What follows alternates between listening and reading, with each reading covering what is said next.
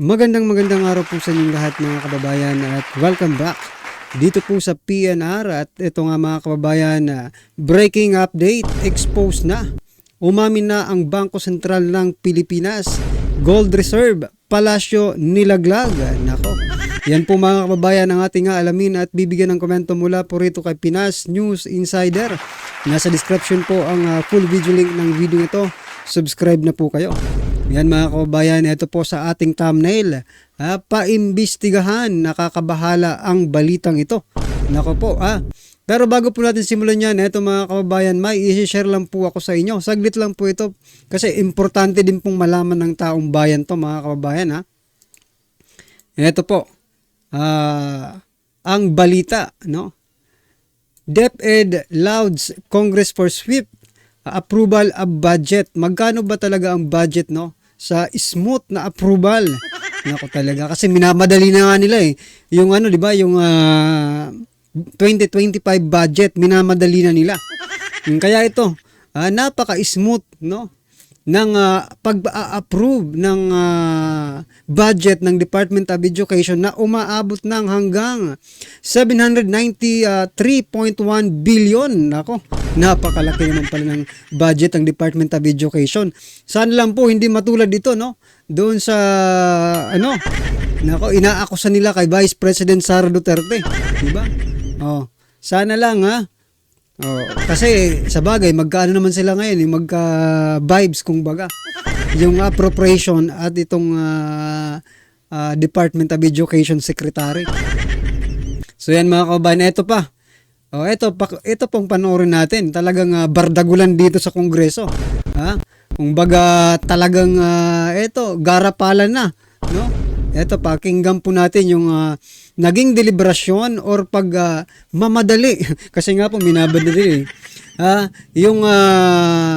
Kasi napakarami pong kontrobersiya na kinaharap ngayon ang Department of Health. Ngayon, mga kababayan, may gustong magtanong, no? Dito sa Department of Health about dyan sa kanilang budget. Pero hindi po pinagsalita at terminate agad, no? Ang deliberasyon, ang hearing sa budget ng Department of Health. Nako naman talaga.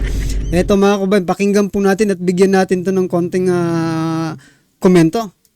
And Mr. Speaker, having no more members of the minority. Mr. Mr. Speaker, Speaker, we join the minority in their motion to terminate the period of debate. Permanently, so move, Mr. Speaker. Kanya na There's a ba joint ang motion to nangyayari ngayon terminate dito sa interpolations atin? of the proposed budget of the Department No. of Health. Is there any objection? Interpolations on the proposed budget of the Department of Health is hereby Let me terminated. question. So yan ganyan po sila kabalahura mga kababayan. Kung gusto nyo makita, saglit lang naman to, ibalik natin ng konti, no? Pakinggan po ulit natin kung gaano po nila ang kakapal ng mukha, ang sarap nyong tirisin, no? Mr. Speaker, having no more members of the minority. Mr. Mr. Speaker, Speaker, we join the minority in their motion to terminate the period of debate. Permanently, so move, Mr. Speaker. Halos hindi na po ma-pronounce ni Representative Garin, no? Yung kanyang sinasabi sa pagmamadali na i-terminate na agad yung deliberation or yung hearing about dyan sa Department of Health mga kababayan. No? Halos hindi na ma-pronounce ng maayos Pakinggan nyo. Speaker. kanya na There's a ba joint ang motion to nangyayari ngayon terminate dito sa atin? interpolations of the proposed budget of the Department No. of Health.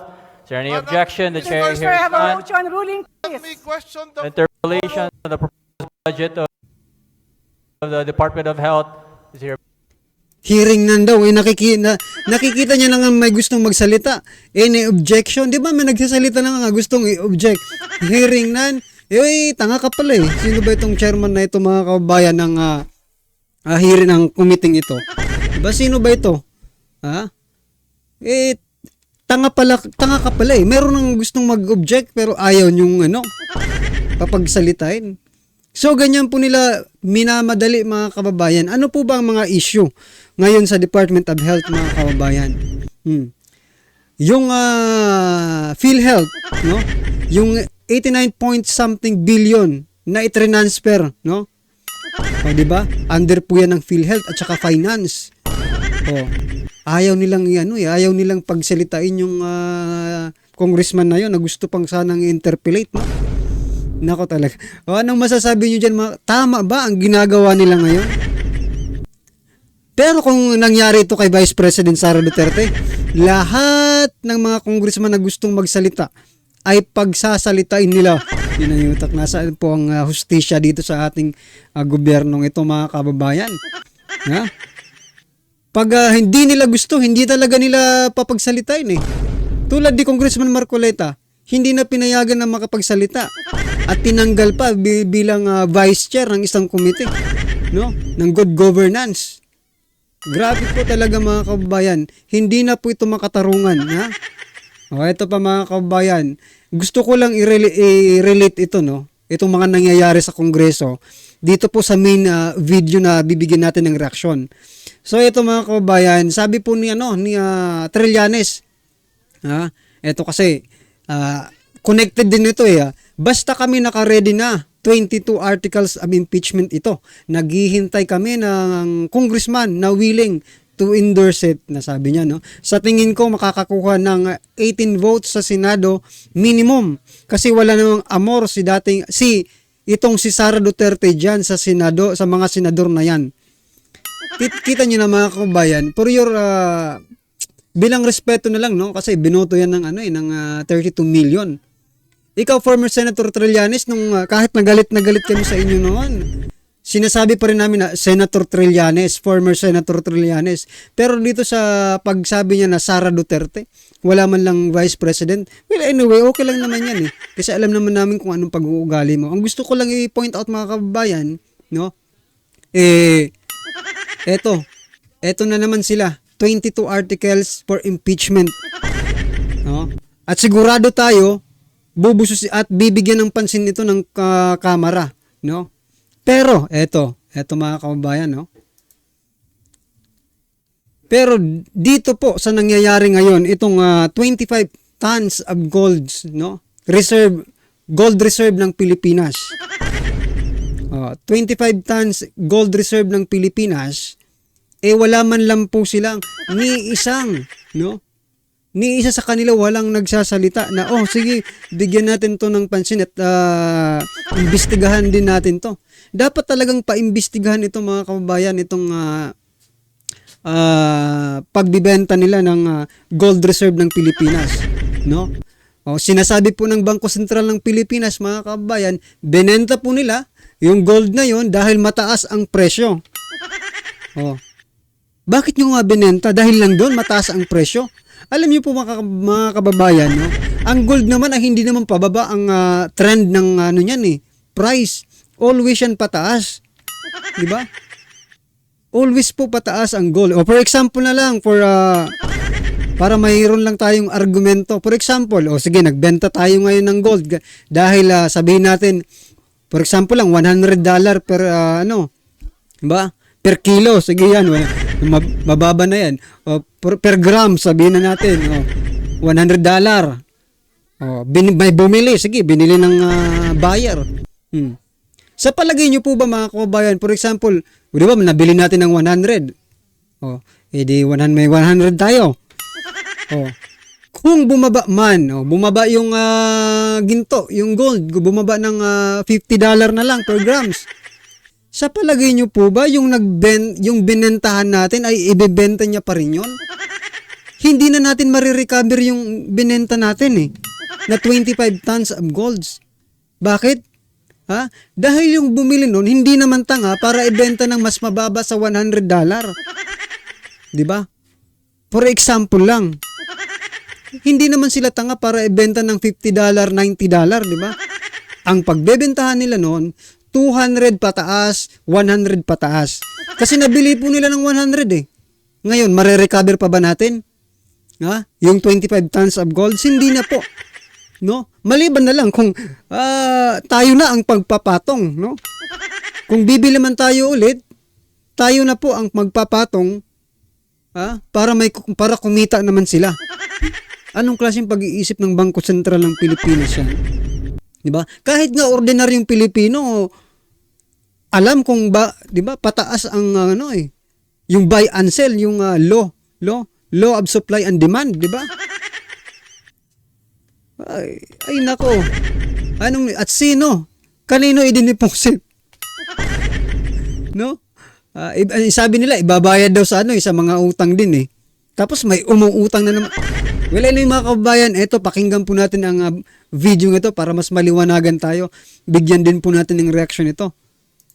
Ito ang balita ngayon, viral at pinag-uusapan ngayon sa mundo ng social media. Ang di umano'y balita, reserbang ginto ng Pilipinas biglang bumaba. 15% ng reserbang ginto ng Pilipinas tila patagong ibinenta sa ilalim di umano ng Administrasyong Marcos at Bangko Sentral ng Pilipinas. Talagang patago mga kababayan. Kasi kung hindi pa mag-re-report yung Squire money, di ba? Kung hindi pa nila i-report yun at hindi isi-share ng ating mga kababayan, hindi po malalaman ng taong bayan kasi tahimik po tahimik po ang Bangko Sentral. Nagsalita na lang po sila nung lumabas na po yung mga balibalita. Pero nung wala pa, ay tahimik po sila. Ano na lang ang mangyayari kung walang ni isang Pilipinong nagbalita, no?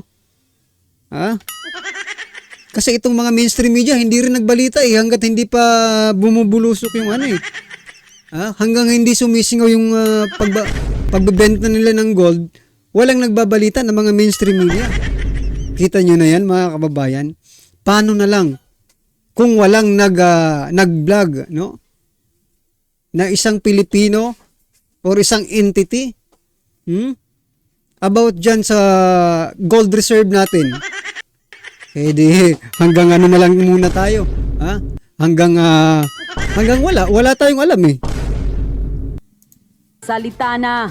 Pero bago ang lahat, kung bago ka pa lamang sa aming channel, please huwag kalimutang mag-like, subscribe at i-click ang notification bell para mas maging updated ka pa lalo sa lahat pa ng bagong video na i-upload namin. At eto na nga mga kababayan, ito ang balitang dapat malaman ng taong bayan. Nag-viral sa mundo ng social media ang naging post ng article ng Square Money kung saan nakasaad dito, bumaba na di umano ang gold reserve ng Pilipinas. Hinlag number 1 ang Pilipinas sa pinakamaraming gold na ibinenta worldwide sa unang 6 na buwan ng taong 2024. Habang ang ibang bansa ay nagpapalakas ng kanilang reserba ng ginto, ay di umano'y nagbenta naman ang Pilipinas. So yan mga kabayan habang yung ibang bansa ay nag-a-accumulate ng ginto. Kasi alam talaga nila na ang trend po ng ginto ay hindi pa baba. Yung trend ng price ay yung sinasabi ko mga kababayan O kaya nag-a-accumulate sila. Beeping up. Yun nga sa balita, di ba?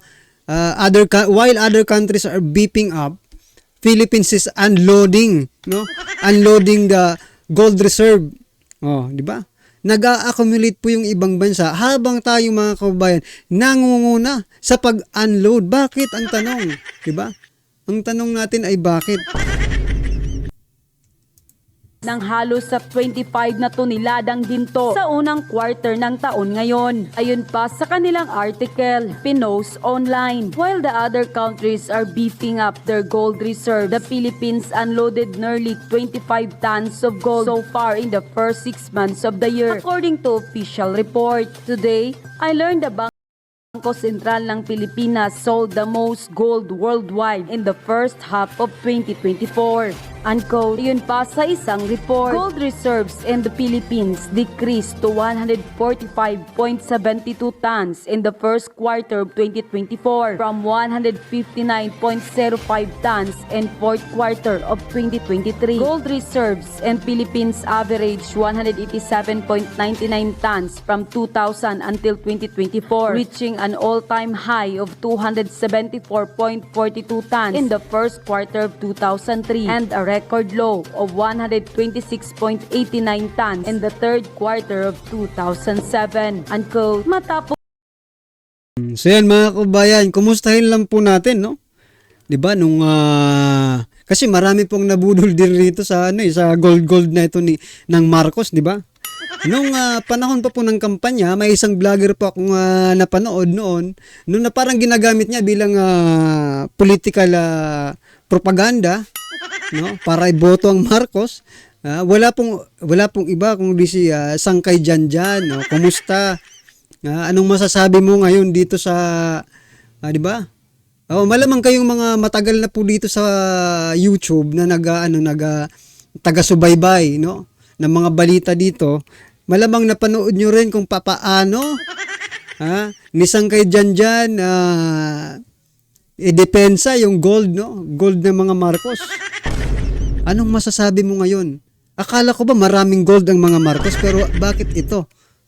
Binibenta nila. Hindi naman sa kanila to eh. Gold ng Pilipinas yan. Gold reserve ng Pilipinas yan. Bakit po ba tayo gigil na gigil mga kababayan, no? Kasi nga po, pag wala ng gold reserve ang Pilipinas, mawawalan na po ng halaga ang paper money natin. Di ba? Wala na pong halaga yan. Dadami lang yan pero walang halaga. Di ba?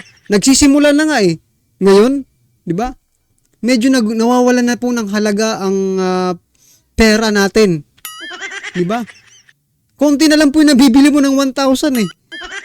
Oh. Ibig sabihin, pawala ng halaga, no? Yung kwarta natin.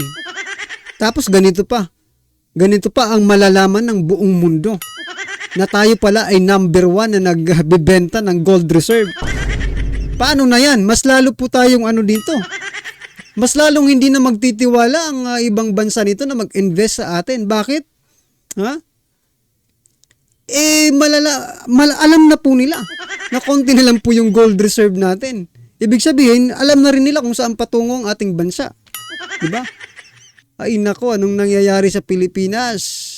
Tapos lumabas ang balitang ito, Bangko Sentral ng Pilipinas nagsalita na. Ayon pa sa kanilang press release statement on BSP gold sales for GIR management, the Bangko Sentral ng Pilipinas, BSP, sold gold during the first half of the year as part of its active management strategy of the country's gold reserves. The BSP took advantage of a higher prices of gold in the market and Yan yan na nga ang sinasabi ko kanina.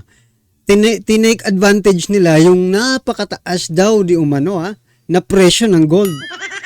Ang tanong nga ng makarami natin, kahit siguro hindi ekonomista, malamang sa malamang naisip ito na yung gold ay hindi naman pababa ang presyo. No? Ang trend niya. Bumaba man yan, tataas pa rin yan no? Gaya nga ng sabi ko kanina, for example, ibinenta natin ng $100 yung gold, no? Bumaba. Sabihin natin naging naging $1 na lang yung gold. Ang tanong, makakabili ka pa ba ng gold sa halagang $1? Kahit bumili ka ngayon ng $100, pagdating ng panahon, walang magbebenta ng gold na $1. Kasi nabili nila ng bobo ba sila? Bobo ba sila para ibenta nila yung $100 na binili na for $1? Di ba hindi? Ibig sabihin, hindi na po natin marirecover yung 25 tons of golds natin. Sayang. Ang tawag po dyan, sayang talaga. Nako. generated additional income without compromising the primary objective for holding gold, which are insurance and safety. Amid the gold sales, the country's GIR has remained robust, with the end August 2024 figure rising to 107.9 billion US dollar from 103.8 billion US dollar as of end December 2023. The GIR level provides adequate external liquidity buffer and is equivalent to 7.8 months worth of imports of goods and payments of services and primary income. It also represents about 6.0 times the country's short-term external debt based on original maturity and 3.8 times based on residual maturity. Unquote. Hindi naman napigilan ng sikat na political commentator na si Mark.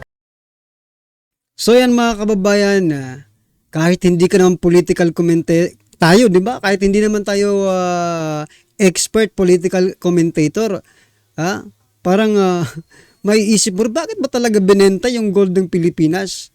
Is there, may nangyayari ba? No? May nangyayari bang, like for example, sa panahon ni PRRD, may nangyaring pandemic, di ba? Wala naman tayong narinig na binenta na gold. Kahit naghihirap na po ang ano nun eh. Pilipinas, walang nangyaring bintahan ng gold. Bakit ngayon? Walang pandemic, mga kababayan. Tapos sinasabi pa nila na maganda ang ekonomiya, ang takbo ng ekonomiya ngayon. Pero bakit nagbenta tayo ng gold? No? Bakit nyo, hindi na Nako talaga. Well, anyway mga kababayan, pasensya na po kayo. Ano man po ang inyong reaction, opinion patungkol po sa video ito, i-comment nyo na lang po sa baba. No?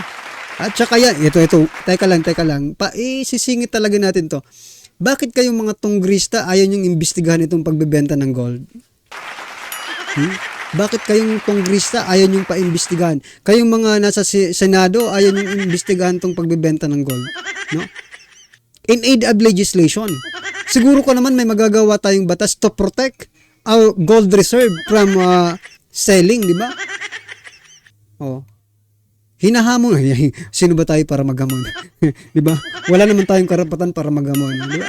Pero baka marinig naman ng Kongreso at Senado, di ba? Kung marami tayo, di ba? Kung marami mag-share ng mga video katulad nito, baka marinig din ng Senado na please, imbestigahan nyo naman to, sir, ma'am.